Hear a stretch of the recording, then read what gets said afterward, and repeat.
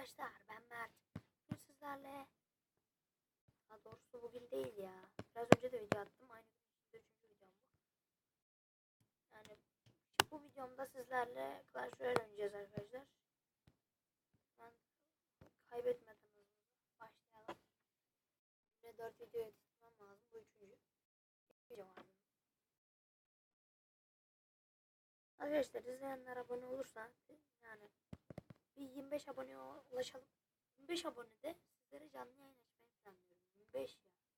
Şu anda açarım da yani. Yani biraz şey olsun değil mi? Yani biz de biraz nazlıyız. Anlıyor musun? Bu arada 4. arenaya çıktım. Biraz önceki videoda söylemiş miydim hatırlamıyorum. Hadi be, bizim 5 level barbarla bunlar parçalar. Hadi be, hiçbir şeyle tutmazsan geliyorum baba. Hiçbir şeyle tutmazsan geliyorum. Ya Slasher sen nereye vuruyorsun? Ha, şarj bitiyor. Olsun, yeter o bize. Nereye vuruyorsun sen? Lanet olsun, sen nereye atıyorsun çocuğum? Neyse biz ondan fazla vurduk. İkisi karnında da alamayız. Bol şans diyeyim mi adama? Dalga geçermiş. Koydum ya o kadar. Adam 6 level bu. Enteresan. Ben bu çarla 7 levelde falan efsanevi arenaya çıkabilirim. İyi gidiyor çünkü arena savaşları. Yani bir de kartların bazıları bana önceden çıktı. Yani çok çabuk çıktı. Dev iskelet dışında her şey çıktı. Dev iskelet efsane seven bir kişiyim. Tamam, okula gittim baba. Uğraşma. Ya üf, tek nasıl atamazsın sen? Pek onlara tek nasıl atamazsın ya? Barbar'ın 6. level. Barbar'a tek atamayan 4 level Pekka. Nereye geliyorsun sen? Heh, nereye geliyorsun sen? Nereye? Salak, yanlış yere attı. Ana üf ya, fake yedim, doğru yere attım. Beyler, şimdi aynı hata yapacağım.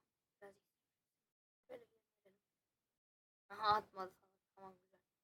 Vur vur sen, ben 3'e geliyorum. Bir kuleyi aldı sevinir. Alev top atayım mı? Ha, tek goblin kaldı. Alev top atalım.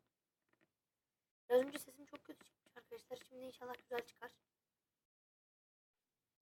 Bu arada bir yandan da hala renderlanan bir video var. Ama bilgisayarda. Onunla da uğraşıyorum. Da. Ne yapıyor bu diye. Heh, geldim. Klan sandığının teyit olmasına az kaldı. Belki 8 bile yapabiliriz gece oynayanlarla. Şu an 6 kişi var. Açık olan.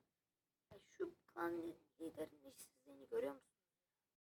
Sen lidersin aga. Ne uğraşıyorsun dostluk savaşıyla, git taş kaz bize ya. Senin ekmeğini yiyoruz. Taş kaz lan bize.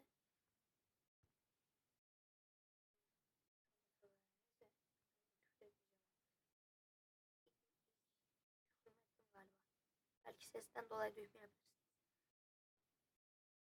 Hadi be. Bir paka bir kere vur be. Vurur. Helalsin. Adamsın. Ne oluyor lan orada? Benim yavru ejderhamı tek bulmuşlar. Şöyle bir koysak. Hadi be. Silah şöyle vuramayacağız. Abi adam iyi vurdu. Öf, çok kötü. Bir 10 iksirimiz olsun. Hatta ben çıkacağım. Şöyle beklemeden atıyorum. Zaten onlar gidene kadar 10 iksir olmuş. Şimdi hangi taraftan gideceğim? Tereddütte kalacak. İlk önce onun bir şey atmasını bekleyeceğim derken ne oluyor? İnternet kasıyor. Anlatıyorum, internet kasıyor gençler. Yapma bunu ona. Hadi. Şu an en köşe odadayım. Şu ana kadar iyi. İnternet. Gitti. Çok güzel ya. Lanet olsun. Neyse arkadaşlar, bu videoyu burada kapatalım artık. Yapacak bir şey yok. Zaten bir video daha çekeceğim.